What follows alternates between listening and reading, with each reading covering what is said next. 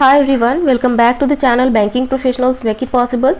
I hope you all are doing well with your study and taking good care of your health. If you are preparing for banking examination, then this is going to be most important information for you all, because we all know that clearing prelims is good, clearing mains is too good, but qualifying final examination is just awesome for any candidate.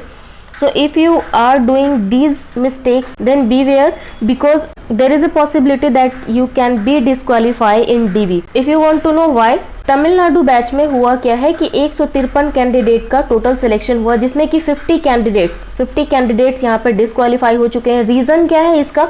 Reason और कुछ नहीं है, सिर्फ और सिर्फ CIBIL score का है।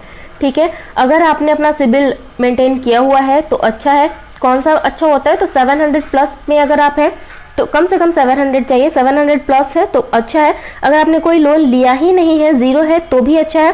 But अगर 700 के बिलो है तो आपको डीवी में यहाँ पे डिस्क्वालीफाई कर दिया जाएगा, क्योंकि ये इन कैंडिडेट के साथ यही हुआ, डीवी में इनको डिस्क्वालीफाई कर दिया गया। अगर आपने कोई भी एजुकेशन लोन लिया हो, कोई किसी भी तरीके का लोन लिया हो, तो उसको टाइम पे रीपेमेंट कीजिए।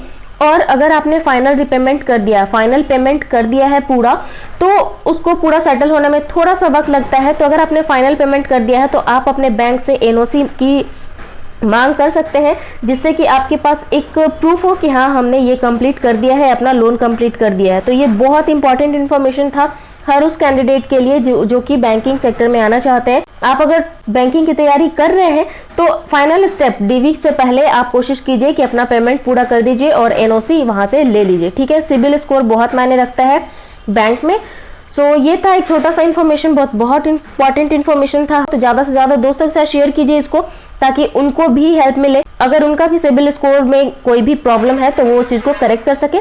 मिलेंगे अगले सेशन में। All the best, bye.